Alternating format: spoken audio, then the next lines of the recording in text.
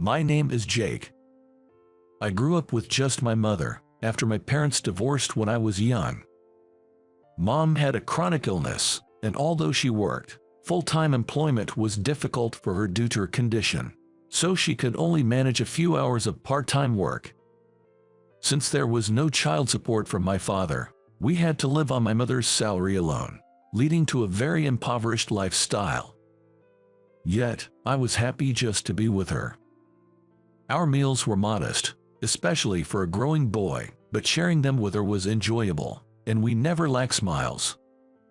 Wanting to ease her burden, I decided to start working right after graduating from middle school, despite her objections due to her chronic illness. When Mom asked me about high school during exam season, I told her, "I'm not going to high school, I'll work." She raised her voice, which was unusual for her. "Go to high school. Don't worry about the money," she said while crying. Seeing her like that made me waver for a moment, but I said, "I'm not that smart, and I think I can be more helpful by working. You've done so much for me. Now I want to do my part. I'm like this because of my health," she said, tears streaming down her face. "That's not it. I want to work at my own volition. It's not because of your health. Please don't cry. Let's have a happy meal time like we always do," I reassured her.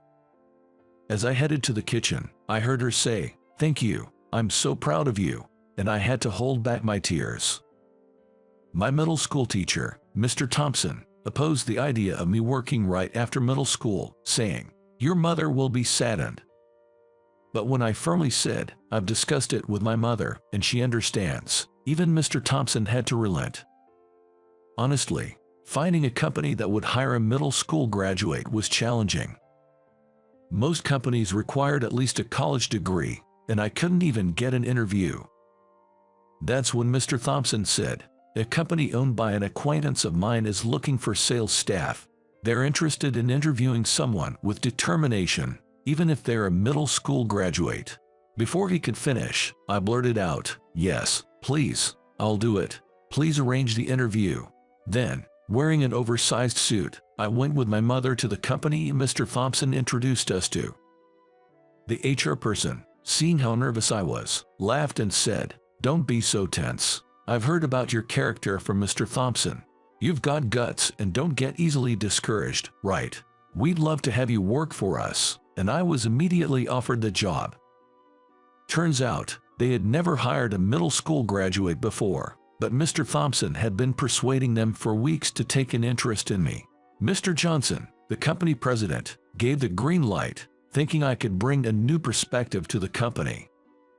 Mom, listening beside me, tearfully expressed her gratitude over and over. "I'll work my hardest. Thank you for this opportunity," I said, standing up and showing respect. The HR team said, "The job might be tough, but it's also rewarding. Let's work hard together," and we shook hands.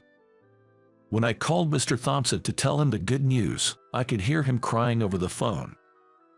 I almost cried myself, but managed to hold it in. On graduation day, Mr. Thompson said, "Maybe I shouldn't be doing this for just one student, but don't give up, keep going," and gave me a blue tie and a silver tie pin as a gift. Wearing that gift on my first day at work, I felt like Mr. Thompson was pushing me forward, my spine straightening with confidence. Time flew, and it's been 5 years since I started working at this company. In the beginning, I made mistakes every day, having never done sales or even part-time work before, and got scolded by my manager. But thanks to my colleagues, I became good at teaching others. Being close in age to the new graduates, I was adept at providing empathetic training. My manager noticed and often assigned me to train new employees. In the spring of my 6th year at the company, Mr. Johnson handed over the reins to his daughter. Although he was still young enough to continue, he decided to step down, saying, "My ideas and ways of working are outdated. The next generation should shape the future." After retiring, I heard through the grapevine that Mr. Johnson and his wife moved abroad to enjoy a leisurely life. His daughter, Emily, who became the president, had previously managed a regional sales office after graduating from college and had rapidly grown its performance. Her motto as president was to provide efficient and accurate services, leveraging her sales expertise. Emily took an interest in me as soon as she came to our company. She was probably just curious about me, being the youngest employee there. Whenever we met at work, she would strike up a conversation, and one day, she said, "Let's exchange contact information for future purposes," and we did. After that, she would contact me daily. The messages ranged from simple good mornings and good nights to work discussions, but mostly they were just casual chats. Then one day, she said, "I've been interested in you since the first time I saw you. Would you like to date me?" So, I started dating her. At first, I was skeptical, wondering why Emily would choose me, given the many other potential partners out there. Still, she was incredibly beautiful, and I gradually found myself drawn to her charm. At work, Emily was totally a business person, but with me, she was sweet and affectionate, which made her all the more endearing. I felt privileged that she showed her true self to me. We kept our relationship quiet, known only to a few, and mostly spent time together in my apartment or went out of town. It was like being any other couple, holding hands, enjoying meals together, and spending time at my apartment. This was the first time I truly loved someone other than Mom. After a few months of dating Emily, suddenly, she stopped contacting me. At work, she wouldn't even greet me, seemingly avoiding me. One day, I saw her confronting a superior, asking, "Why did you hire a middle school graduate?" right in front of me. Looking back, her behavior had changed since she met my mother. Emily had insisted on meeting Mom, and although I thought it was too early for such things, I agreed. We had reserved a restaurant near my family home, and initially, the mood was pleasant as we enjoyed our meal and conversation. However, I remember how Emily became noticeably less talkative after Mom mentioned he started working right after graduating from middle school to support me. On the way back, we hardly spoke. Thinking she was feeling unwell, I suggested, "Should we just go back to your place today?" Normally, she would insist on staying longer with me, but this time, she simply agreed, "Okay," and left in a hurry. Reflecting back, even when I offered to take her home because I was worried, she just said, "It's okay," and left as if she was escaping. Now I realize that Emily changed her attitude after learning I was a middle school graduate. From that day on, she frequently visited the sales department, watching the employees as if monitoring them. If she knew I was around, she would make snide remarks like, "The presence of a middle school graduate even dulls the atmosphere." About a week later, I was called to the president's office.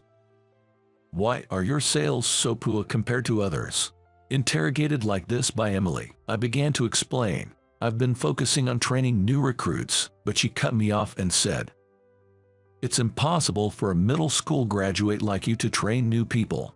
If you have time for such meaningless tasks, focus on your own work. You can only teach newcomers if you are competent yourself.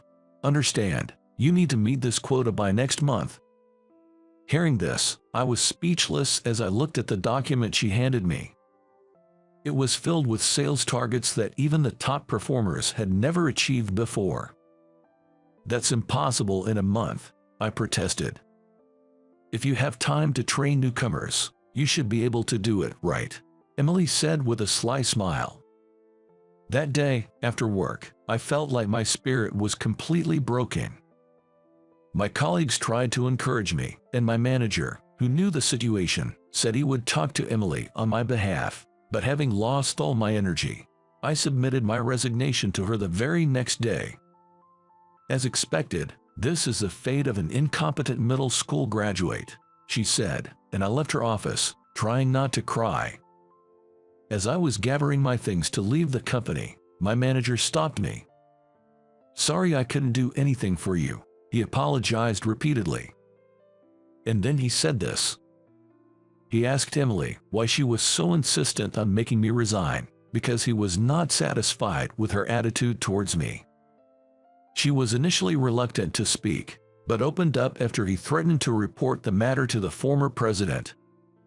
She had once been in a serious relationship with someone she considered marrying, but they drifted apart due to her busy work schedule and eventual infidelity, leading to a breakup. That past love had been a middle school graduate. Despite having worked hard in school, attending good high schools and universities, and dating men with educational backgrounds, she felt deeply hurt and betrayed by that relationship, leading her to distrust people with a middle school education. Since I was a middle school graduate, she saw me as the same type as her former lover. To her, I was an enemy. Hearing this, I felt a twinge of sympathy. Emily might have lost a significant part of her life to a grand romance, but I was different from her past lover. The idea that one bad experience could lead someone to label all middle school graduates as unworthy or to think they all behave the same way seemed rather unfortunate to me. A year has passed since then. I switched jobs to a company introduced to me by a friend. When I decided to leave my previous job, and when my new job was confirmed, I informed Mr. Thompson, my former teacher.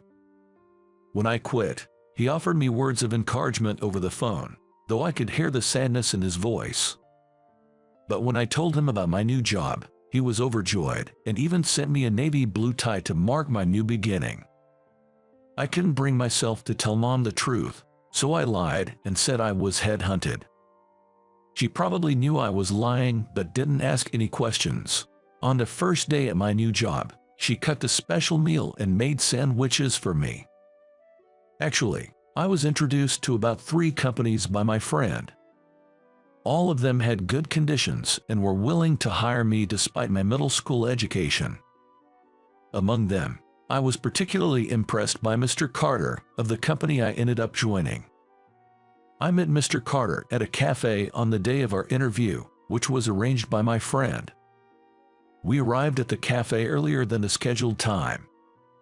Mr. Carter and I had agreed on a meeting time, but even after 5 minutes past that time, he hadn't arrived. My friend, knowing him to be punctual, worriedly wondered, he's usually right on time. I wonder if something happened, and was about to make a call.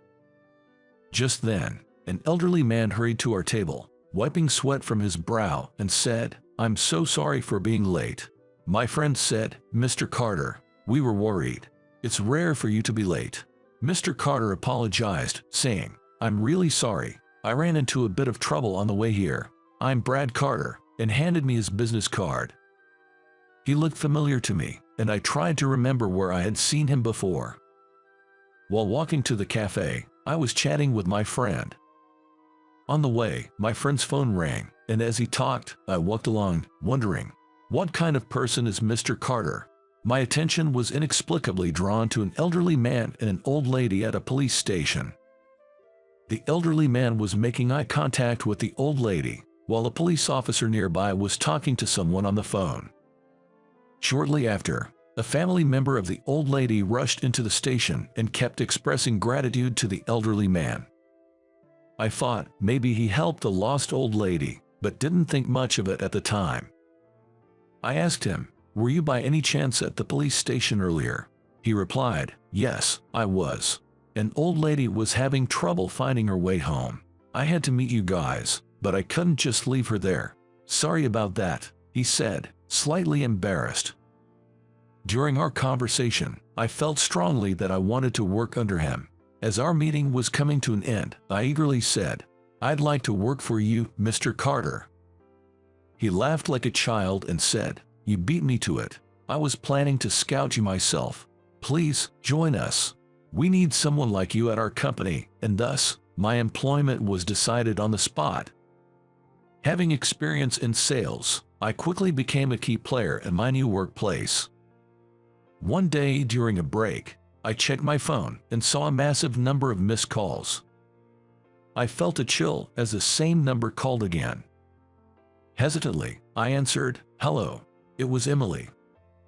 I had deleted her number when I left the company and honestly didn't remember it, so I didn't recognize the number. It's been a while. Are you doing well? I was waiting for you to contact me, but you didn't, so I called, she said. Continuing, she said in a tone as if expecting a reconciliation, "You are so stubborn. I'm not mad anymore. Why don't you come back?" I felt cold hearing Emily's voice, talking like an ex-lover wanting to get back together.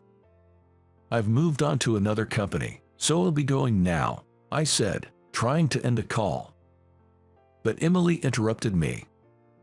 "Wait a minute. You liked our company and didn't really want to leave, right? I'm not mad anymore, so stop being stubborn and come back," she said. Her tone implied she wouldn't let me hang up until I said, "Okay, I'll return to the company." As the afternoon work hours were approaching, I became anxious to end the call. The more I hurried, the harder it was to hang up. As I was feeling troubled, Mr. Carter appeared behind me. "May I take over for a moment?" he asked, and started talking to Emily. After a short while, Mr. Carter said to her, "Are you looking to rekindle a romantic relationship with him, or do you want him back as an employee? It seems like a difficult decision to make between personal and professional matters." Then he continued, "It must be tough for you, Ms. Johnson. It seems like you've lost a big fish, both as an employee and a lover. As for our company, we'd prefer not to poach such a valuable asset." Shortly after, the call ended. Mr. Carter, with a smile, said to me, "I couldn't just stand by when I sensed something was wrong. Sorry for intruding uninvited. I had to give up and hang up because the conversation wasn't going anywhere, but if you get any more calls and find yourself in trouble, let me know." He handed me back my phone with his usual smile. Tears welled up in my eyes, and I expressed my gratitude to Mr. Carter, saying, "Thank you so much." Mr. Carter, seeing my reaction, said, "Protecting our valuable employees is part of my job. Come on, cheer up. How about this?" He handed me a soda, presumably bought from a vendor machine. "I meant to buy orange juice, but accidentally bought this," he said with a slightly embarrassed smile, and we both burst into laughter. Later, I heard from a former colleague at my previous workplace that Emily continued to neglect personnel development and focus solely on improving sales performance. As a result, newcomers kept quitting shortly after joining. In her personal life, desperate to get married, she apparently hoped to rely on me for both a marriage partner and personnel development. However, she gave up after being directly rejected by Mr. Carter. Emily's company soon went bankrupt, and she ended up single with a huge debt. I thought maybe her father, the former president, would help her, but he had heard about her behavior and my situation, and decided not to tolerate such disrespect, even from his daughter, making her take full responsibility. I would never serve a double purpose for her. I felt that Emily's outcome, focused on efficiency, was self-inflicted. At the same time, I realized that my encounter with Emily led to meeting Mr. Carter and helped me grow as a person. I don't wish to meet her again, but I hope in my heart that she will change her ways, reflect, and find a new path. And I aim to be like Mr. Carter, considering others, helping those in trouble or distress, not creating employees who suffer as I did, and nurturing good talents for both the company and society. My name is Jack. I just turned 20 this year. I work for a moving company.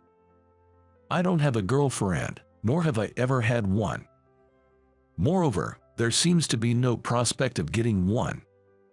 I don't have any female acquaintances, and my life is just a back and forth between home and work. While people my age are enjoying university activities or drinking parties, I don't have any of that glamour in my life. I think I'm leading a pretty plain life for my age. But I don't think I can change, nor do I want to. I'm just going to live quietly and end my life alone. That's sort of a resigned feeling I have. Not because I'm predicting my time of death, but because that's how my life has been up to now. I've accepted that this is my fate. I was born in a fairly urban city, to parents who were 17 and 18 at the time. Both of my parents were well-known troublemakers locally, and they had what you'd call a shotgun wedding. But my dad cheated when I was 2 years old, creating a scandal. That ended. My mom filed for divorce, and I was raised alone by her. My mom was rough and had a foul mouth, but she showered me with plenty of love, so I never felt lonely. She worked day shifts at a convenience store and night shifts at a bar, so physically, I was alone a lot, but when she came home from work, she was always smiling and listened to my stories, which made me feel happy. Jack, make sure you study well and go to college. Live wisely, not with the hardships I've had. That had become like a catchphrase for her. As a child, I didn't think about it much. Got it, I always replied. I thought that would make my mom happy, so since elementary school, I prepared and reviewed every day, and my grades were top-notch. Every time I brought home a perfect score, my mom would say, "Way to go, Jack, that's amazing." And her hugging me was the best thing. But being poor and a straight-A student, I was an easy target, and I don't have many good memories of school. Called a nerd and excluded from the group, I spent my breaks alone. But honestly, I didn't care. I thought I didn't need friends who would hold me back from studying. But I knew talking about it would worry my mom, so I kept quiet and never said a word. The time I could spend with my busy mom was my reason for living. But then, something happened that plunged me into despair. When I was in 5th grade, I was home alone, waiting for my mom to return, but no matter how long I waited, she didn't come back. The next morning, the doorbell rang. "Don't open the door if a stranger comes," my mom always said, so I ignored it, but waiting for her to come back, I thought, maybe mom lost her keys. Nervously, I opened the door. It was a police officer. I was taken to a hospital. To the morgue, no less. There, my mom was lying still.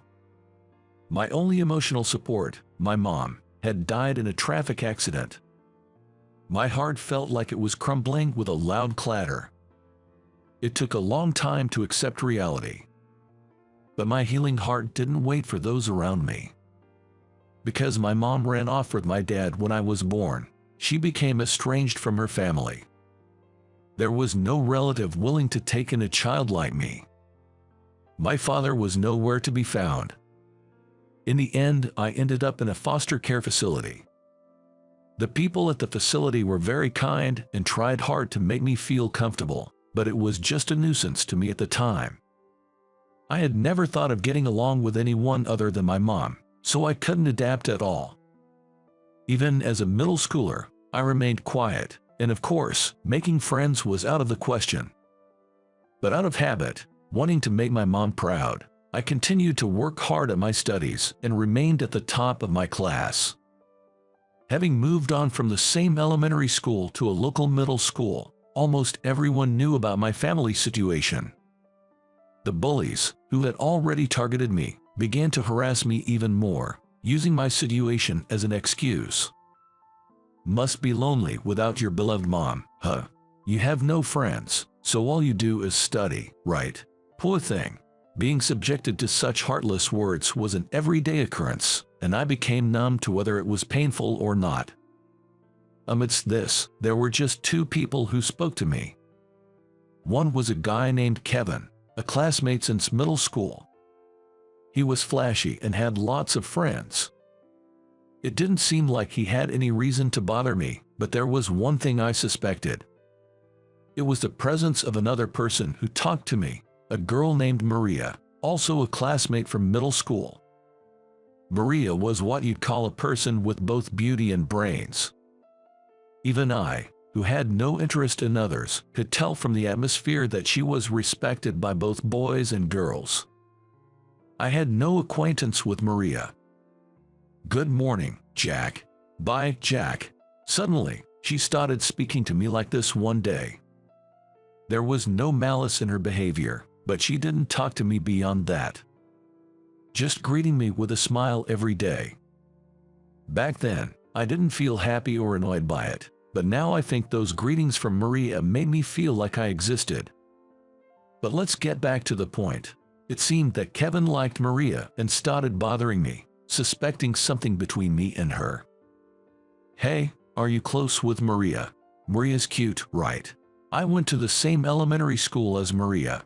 Kevin always talked about Maria, but unlike the others, he didn't bully me. "Not really." "Huh?" I'd respond like that. Then we reached our third year of middle school. I had been studying for high school entrance exams, thinking it was natural to make my mom happy. But I decided to stop pursuing that path. The facility I was in supported us until high school graduation.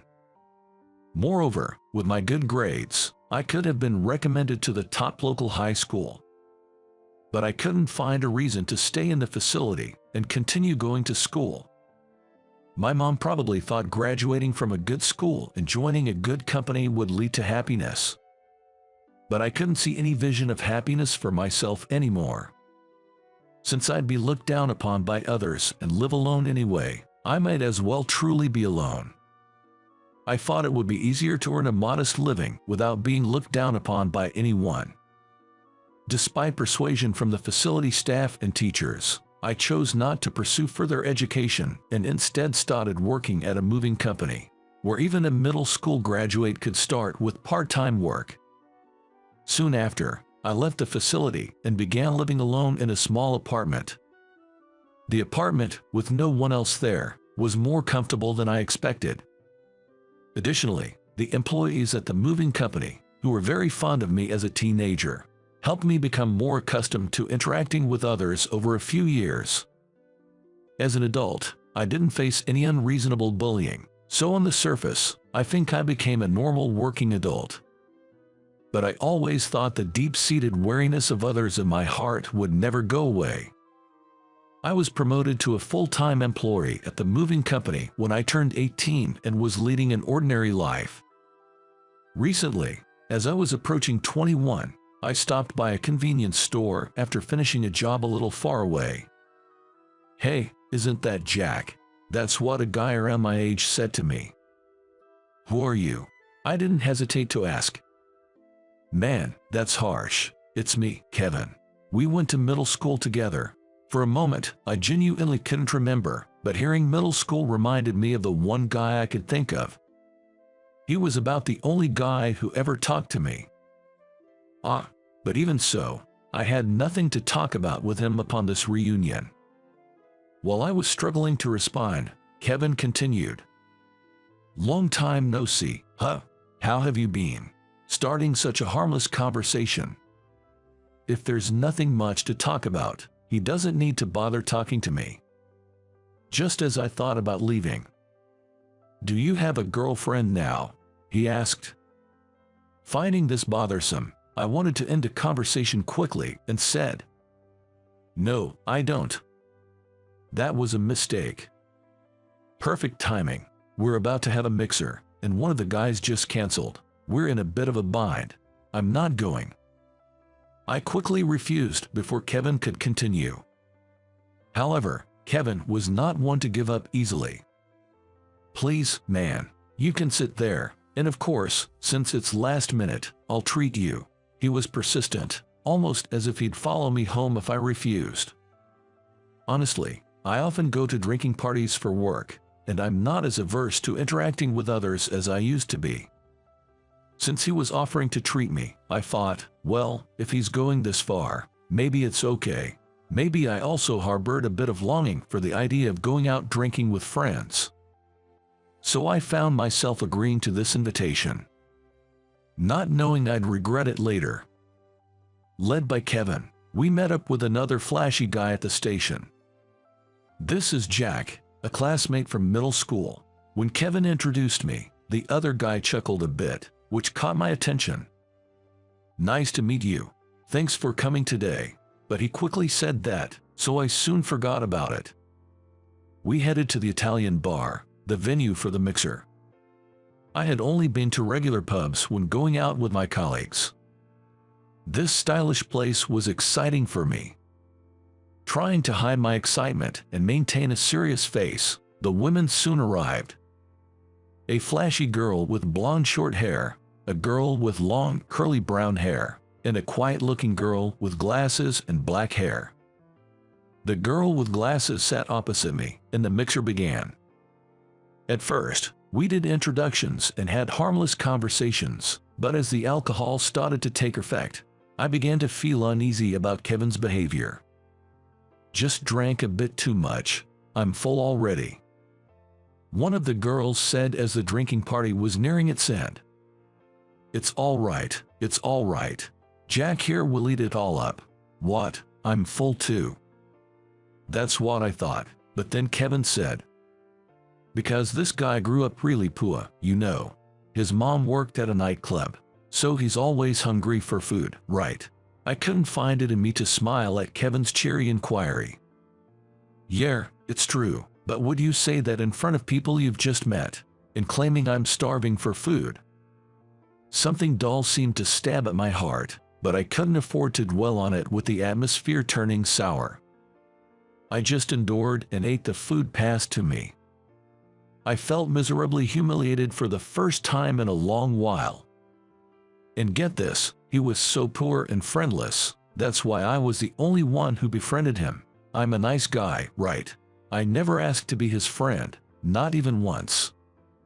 But it's true that Kevin's interactions, apart from the bullying, offered some solace back then. However, it turns out, after more than 5 years, this was his real intention. He was only good at studying but couldn't afford high school because of being poor. So pitiful, right? I invited him today to let him feel a bit of fun, as there's no bright future for a middle school grad. Meanwhile, the leftover, messed up dishes kept being piled in front of me. Why did I even come here? Am I just a laughing stock, a leftover disposal? I was embarrassed about feeling excited about this evening.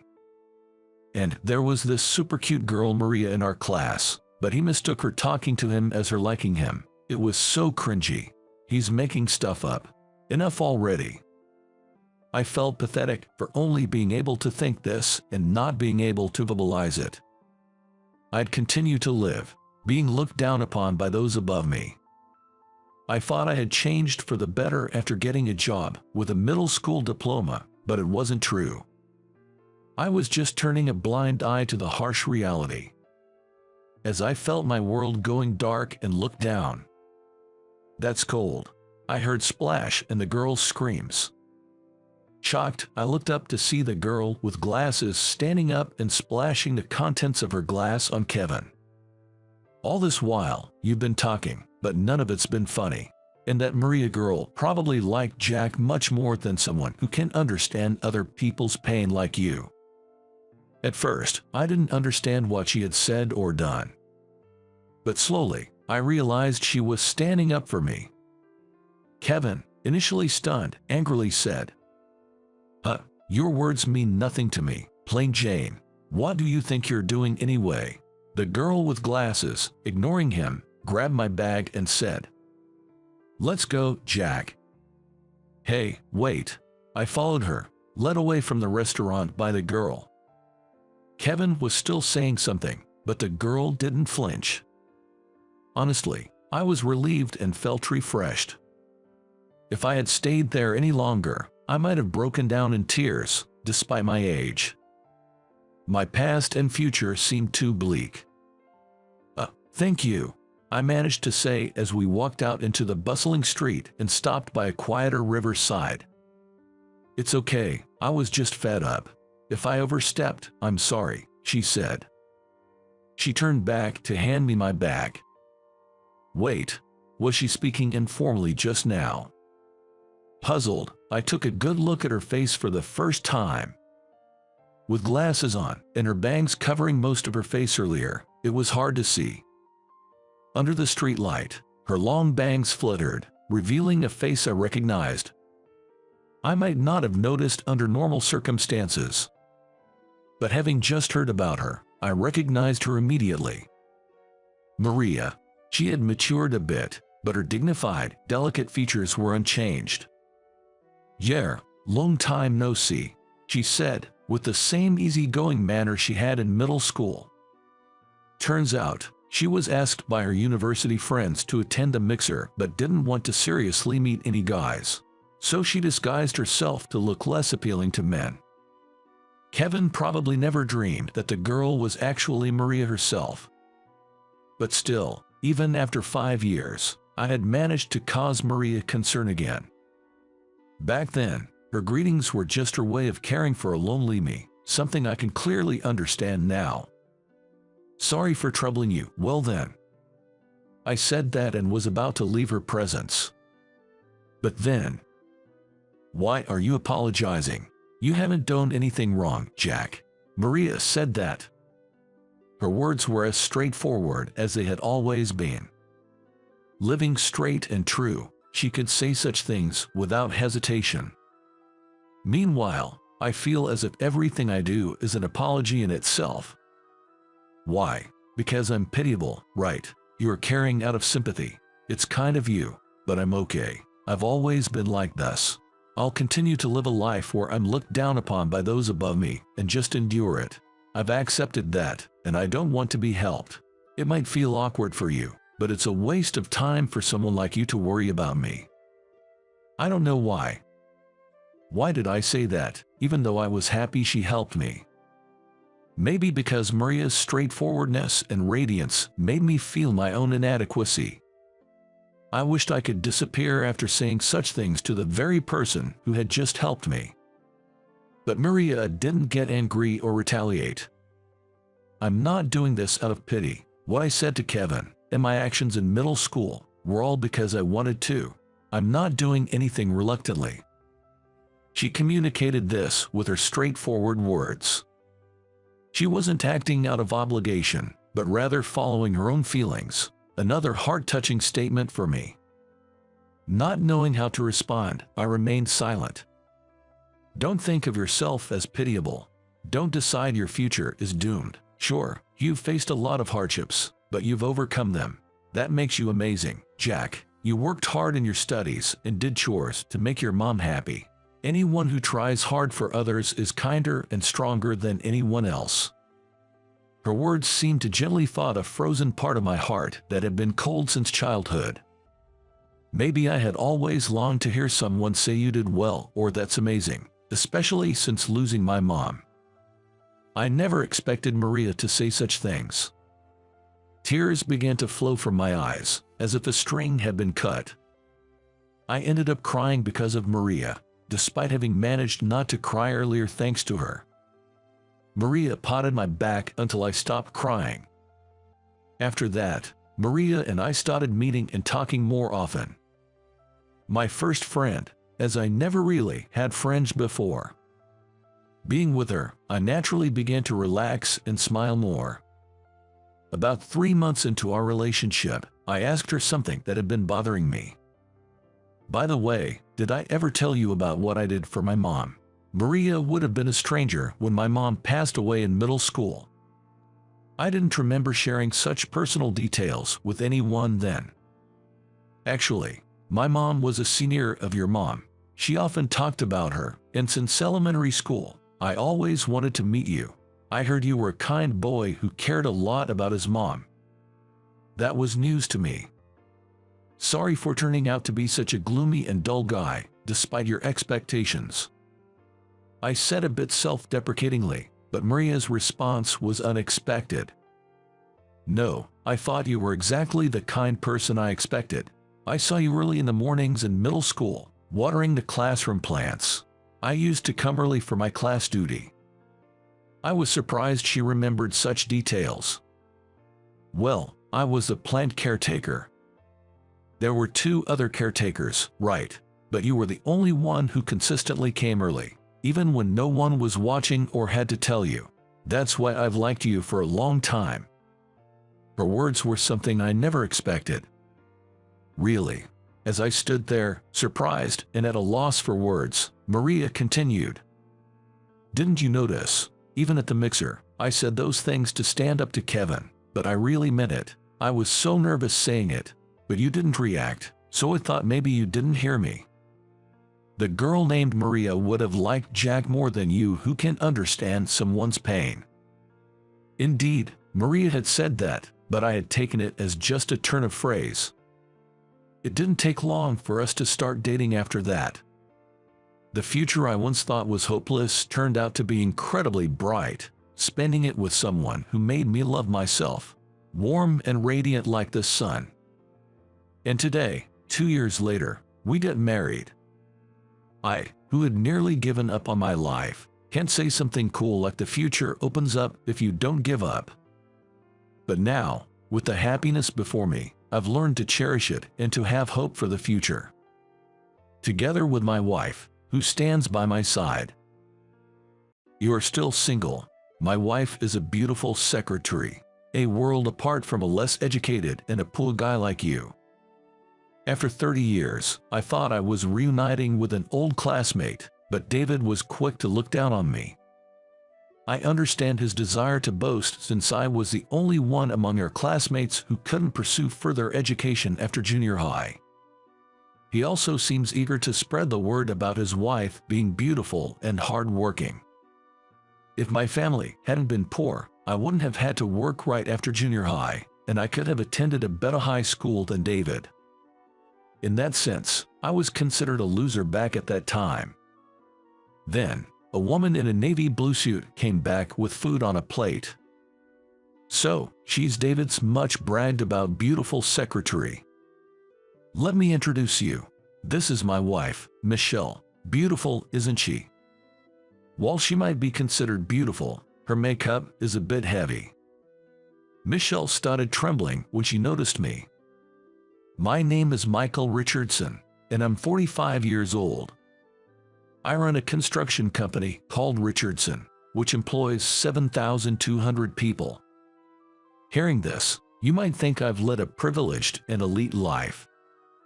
But in reality, it was anything but privileged. It was a continuous struggle and frustration. First of all, the family I was born and raised in was extremely poor. Soon after I was born, my father disappeared, and my mother was left to raise me on her own. I don't even remember having snacks, and our special treat was the bread crusts my mother would fry in oil occasionally. Without school meals, I would have probably collapsed from hunger on my way home from school. Can you imagine, in this wealthy country of America, a child constantly being hungry? Since we couldn't afford games and toys, I naturally turned to studying whenever I had free time. Maybe as a result, my grades were always top of the class from elementary school. I was well regarded by teachers, and during my time at school, I could forget about the hardships of poverty. Even after entering junior high, my grades remained excellent, and I was respected by other students. I was recognized for my leadership skills and served as class rep and student council president, leading a fulfilling school life. Everything changed at the end of my second year in junior high when it was time to decide on my future path. Both my mother and my homeroom teacher, Mr. Thompson, looked troubled. Despite having the academic ability to easily get into the best high school in the state, my family's poverty meant I couldn't pursue further education. My mother, with tears in her eyes, pleaded with Mr. Thompson. "Isn't there anything we can do? He loves studying and his grades are excellent. It's too cruel to deprive him of the opportunity to study just because he was born into a poor family." Mr. Richardson, the owner of a construction company I know, actively takes in students who are struggling to afford their education. How about working for his company? He can work while getting his high school diploma through correspondence courses. After hearing Mr. Thompson's suggestion, my mother pondered for a while. "Construction, huh? I've heard it's a tough world. It might be impossible to study leisurely. I'm afraid it might be too difficult to continue studying amidst the daily business." It all depends on Michael's effort. It certainly requires perseverance and hard work, but it's not impossible. Mr. Richardson is a man of integrity with a passionate spirit. Why not trust him? Thanks to Mr. Thompson's encouragement, I ended up working at the construction company Richardson. The others all advanced to high school. I was definitively on the losing side at that point. And there was one guy smirking at my life's journey. It was David, who had always been my academic rival since elementary school. David's mother was incredibly passionate about education, spending almost all his time studying except during Christmas holidays. During elementary school, I was also quite interested in playing around, so I wasn't always scoring perfect marks, and David was often ranked first in our grade. However, things started to change in junior high. I still had hopes for the future and began to aspire to go to college and continue my education. Once I started studying seriously, I quickly surpassed David, and throughout junior high, I never relinquished my position as the top student in our grade. We even aimed for the same high school, the one with the highest academic standards in the state. So, you're aiming for the same high school as me, but do you have the money to attend and finish all 3 years? He hit a sore spot, and I was left speechless. This matter has always been buried deep in my heart. There was no point in telling my mother, as it would only make her sad, and mentioning it to other adults would bring nothing more than sympathy. While everyone else took high school life for granted, it was an unattainable future that seemed all too bright for me. The only selfish request I made during this time was, since I won't be progressing to higher education, at least let me take the entrance exams. That year, I achieved the top scores among those who took the exams, which somehow made it easier for me to accept my situation. After graduating from junior high, David went on to further his education, while I started working at Richardson. The construction industry is dominated by men and is a place where loud voices can be heard everywhere. Mr. Richardson, the president of Richardson, personally trained me on site, even though I was still clueless about many things. In the beginning, I stayed in a room at Mr. Richardson's house, where I could sleep and wake up. I managed to secure time for studying at night and worked hard on my assignments with all my might. It was around this time that Mrs. Richardson was pregnant, and they soon welcomed a new member to their family. A lovely girl named Sarah was born. Sarah became very attached to me, and whenever I was away from home for work, she would cry loudly and look for me. "Sarah really likes you, Michael. She won't stop crying even when held by her father, but as soon as you hold her, she smiles." As I gained experience working with other carpenters on site, it became apparent that I was better suited for office work, like calculations and designing, so I started focusing on administrative tasks. I quickly learned how to work with computers and became an invaluable member of the team. Eventually, I graduated from a correspondence high school. For me, this felt like a closure, so I decided against pursuing college. By the time I was in my 30s, I was entrusted with significant responsibilities in managing the company. Having someone in management who knows the field can significantly change how work is done. It became easier to incorporate feedback from the field, and the management could give more detailed instructions. The company's performance soared, the number of employees increased, and the company grew significantly. What was once a medium-sized construction company had now become a major corporation. By that time, Sarah had turned 18 and was growing into a beautiful young woman, which was a joy to witness. Our relationship remained close, and Sarah began to harbor feelings of love for me. Gradually, my feelings evolved from a reliable big brother to someone who would protect Sarah at all costs. One day, Mr. Richardson took me to a high-end restaurant and presented me with a surprising proposal. "Michael, do you have a girlfriend or someone you love?" "No, not really. I enjoy my work." "Then, would you consider marrying Sarah? She insists on marrying you, and I'd rather have her with someone I trust like you than an unknown person." As I stood there bewildered, the sliding door at the back opened and Sarah, dressed in a beautiful dress, came in. Finally grasping the situation, I straightened up and greeted her. Even though we both knew how we felt about each other, I still wanted to make a formal proposal. "Mr. Richardson, please allow me to marry Sarah. I promise to make her happy." Sarah shed tears and whispered, "Thank you." And so, I married Sarah and took the Richardson name. I was prepared for some to be envious, but almost all of the employees accepted us warmly. Perhaps having someone to protect changes a man. Lately, Michael seems to have gained a certain dignity. Maybe it's because of his extensive experience since joining the workforce. It makes us feel safe to follow his lead, they said. I'm happy that Sarah relies on me, and I feel our deep love every day. Thus, 30 years have passed since I entered the workforce, and I've turned 45. At this significant milestone, I became the second president of the company. A significant land development project was set to take place in the heart of our state, and our company, Richardson, was poised to play a crucial role. That evening, a networking event for companies involved in the state's land development was held in a large hall at a hotel. I attended with 2 other employees, heading towards the venue. In the hotel's largest hall, men from the construction industry gathered, creating a buzzing atmosphere of excitement.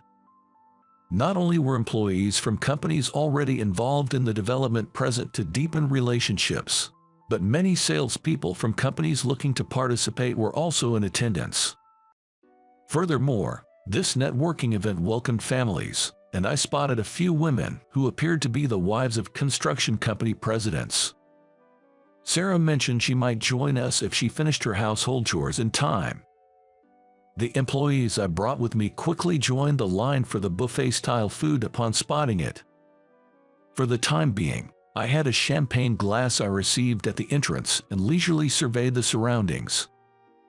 Then, I locked eyes with a man whose face seemed familiar. His face lit up with a broad smile as he approached me. "Michael, is that you?" "It's me, David. I heard you became a carpenter, but are you involved in this development project too?" "It's been a while. I'm surprised you recognized me. It's been 30 years since we last met." I'm a sales manager now, so remembering faces and names is practically my job. I've always been confident in my memory. You don't look as sunburned as a carpenter should. He probably assumed I was still working on site since I initially started as a carpenter. In 30 years, positions change and some people switch careers, but David's perception of me seems frozen in time, back when he felt he had defeated me at our junior high graduation. It appeared he assumed I was alone since no one was by my side at the moment. "Still by herself, huh? Well, can't be helped. My wife is a beautiful secretary, a far cry from a less educated and a poor guy like you." Just like 30 years ago, upon reuniting, he immediately started looking down on me. I understood his desire to boast, being the only one among our classmates who couldn't further his education after junior high. He also seemed eager to flaunt that his wife was beautiful and successful in her career. If my family hadn't been poor, I wouldn't have had to start working right after junior high, and I could have attended a better high school than David. In that sense, I was considered a loser back at that time. At that moment, a woman in a navy blue suit came back with food on her plate. "So, she's David's much bragged about beautiful secretary." Her attire was modest, likely due to her role as a secretary, which probably didn't allow her for much flamboyance. "Let me introduce you. This is my wife, Michelle. Beautiful, isn't she?" I glanced at Michelle and smiled. She might be considered beautiful, but I always thought her makeup was a bit heavy. Michelle began to tremble when she noticed me. "Thank you for the other day. It must have been tough for you afterward." "I'm so sorry for what happened last time. Both Bill, the manager, and I have been reflecting deeply, and we were planning to come and apologize within a few days." Hearing Michelle and me converse, David realized we weren't meeting for the first time and gave me a puzzled look. "What do you mean?" "Michelle works for a trading company. There's no way she'd have any connection with a carpenter like you." "What are you talking about? This gentleman is Mr. Richardson, the president of Richardson Construction, the leading construction company in the state. We supply many products to them. But I made a huge mistake the other day." Michelle was the secretary to the sales manager of one of Richardson's suppliers. David had presented her as if she were his personal secretary, but her role wasn't that high level. Recently, we had arranged a meeting with Bill for direct discussions, but it was left hanging due to a scheduling mistake by Michelle. Michelle apologized profoundly. "I know it's not the best timing, but could you give us another chance, considering my husband? I promise such a disrespectful mistake won't happen again, please." "Because of your husband. Well, I know your husband. We're not exactly close, but all right, please be punctual this time." "Thank you so much." Michelle continued to express her gratitude, almost in tears.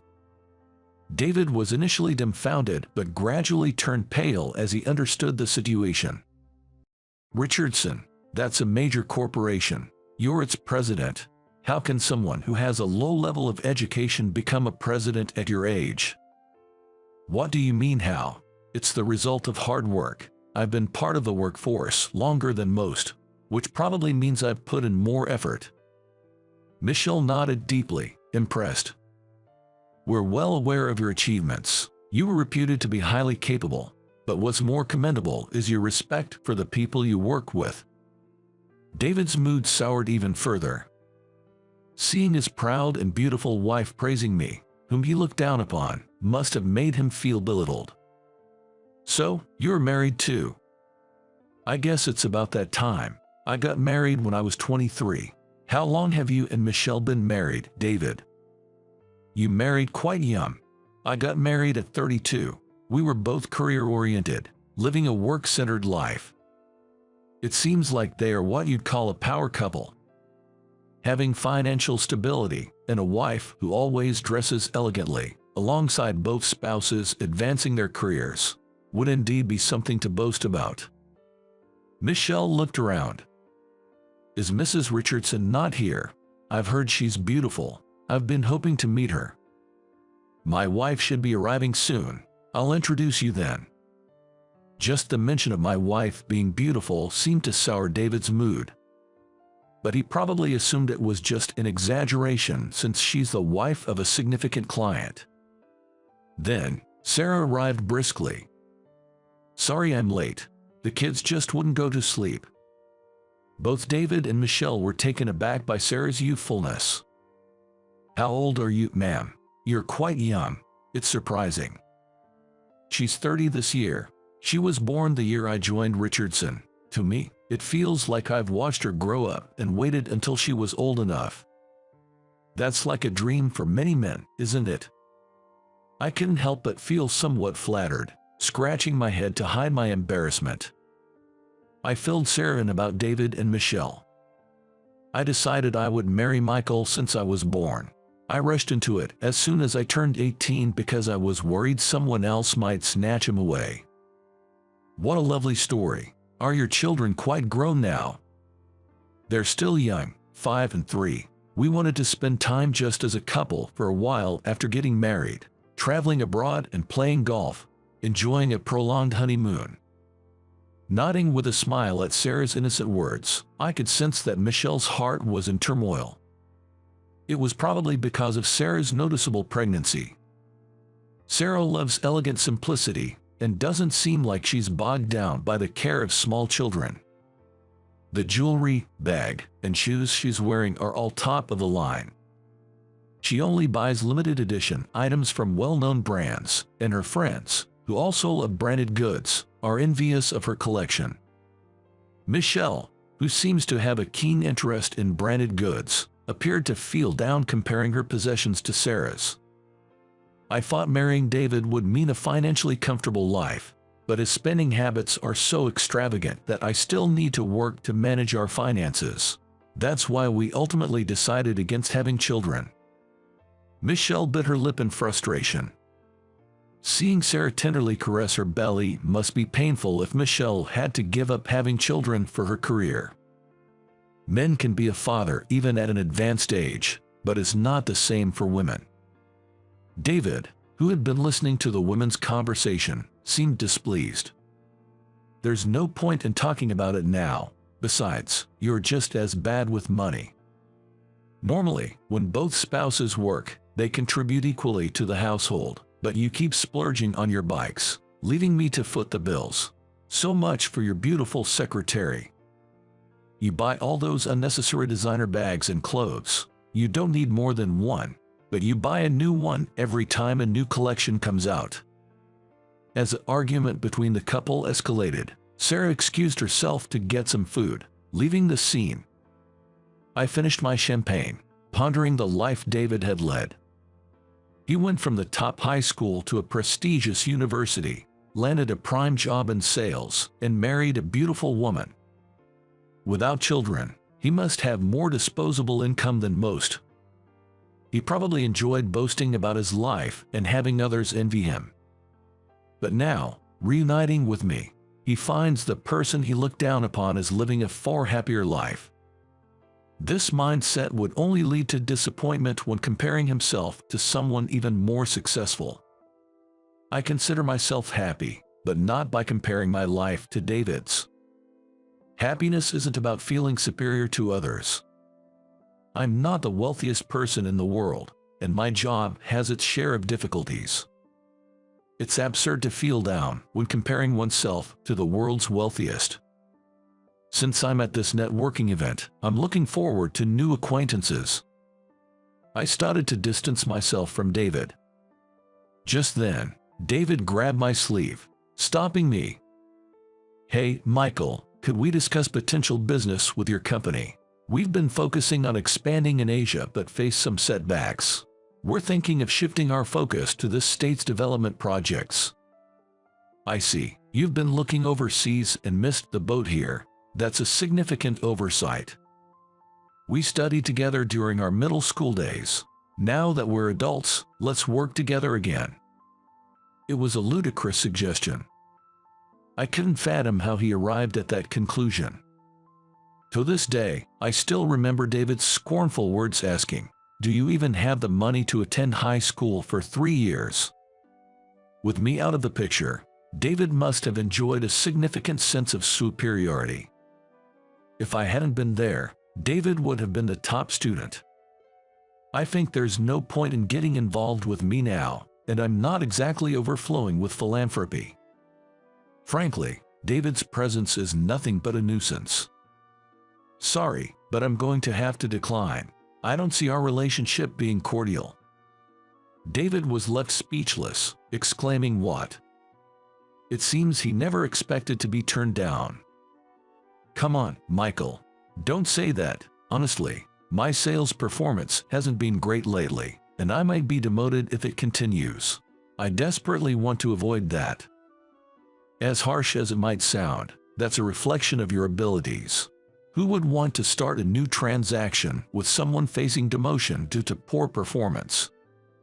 Michelle, who had been silent until then, she interjected, "Please, I'm begging you to. Despite what he says, if his performance doesn't improve, he might be fired. If David loses his job, we won't be able to maintain our lifestyle." "What exactly did you do?" Michelle bites her lip in frustration and begins to speak reluctantly. "Well, he had an affair with a client's wife. It led to their divorce, and now we're facing a hefty compensation claim. The company found out, and he's barely hanging on to his job." "Are you okay with this, Michelle? I know your personality from our business dealings. You can't possibly be okay with this, can you?" Michelle silently hung her head and spat out in frustration. "I can't just throw him away like this. Once he's stable enough to manage on his own, I plan to leave him." "What? You are planning to divorce me? I've never heard about this." I listened to their quarrel from a distance. Their relationship seemed irreparable, and I had no intention of obliging them by entering into a business deal. To avoid further agitation, I quietly left their side, reunited with Sarah, and we soon left the event. The following details came directly from Michelle, with whom I remained in contact through work. Various industries were involved in the urban redevelopment of the state, but David's company couldn't secure a foothold anywhere. David's scandal had become too well known, contributing to this failure. Fearing for the company's survival, the executives decided to fire David. Being granted early retirement instead of being laid off was at least a small consolation. The severance pay went mostly towards the compensation demanded by the husband of David's affair partner, so there was almost nothing left for David. Michelle decided to end their marriage, presenting him with divorce papers. While there were happy times living with David, my feelings for him have faded. Fortunately, I have a job and no children, so I plan to focus on taking care of myself from now on. David, who once boasted about his wife's high income, faced the irony of being divorced by someone fully capable of living independently. The divorce settlement halved David's savings, and he had to sell his house. Unwilling to lower his standard of living, David set high expectations for his new job. But few companies offered such senior positions. David's miscalculations weren't limited to his career. Until now, he was able to live quite comfortably with the addition of Michelle's salary to his living expenses. However, even if he was to receive the same salary as before, he would have to cut his standard of living in half. Unable to secure a job, David moved to a cheaper apartment. Eventually, he must have thought that staying in this land was the problem, so he quietly moved to another state. No one, including Michelle, knew what became of him after that. Meanwhile, Michelle thrived. Initially, she deeply regretted not having children, but volunteering, suggested by a friend, brought new meaning to her life. She became a supporter of children in underprivileged countries, hoping she would grow into admirable individuals. She plans to visit Africa next year to meet them. Michelle sold all her designer items, choosing a minimalist lifestyle. I'm grateful to Mr. Richardson for giving me an opportunity that changed my outlook on life. Michelle, who now speaks cheerfully, has simplified her makeup and attire. I've heard that some male colleagues have taken a keen interest in her. It'll be interesting to see how things unfold. 3 months later, Sarah gives birth to a healthy baby girl. This made us parents of 3 children. While the responsibility grows heavier, our children are irreplaceable treasures. Sarah mentions wanting maybe one more, and I wholeheartedly agree. Having grown up in poverty, I'm determined never to let my children endure the same hardships.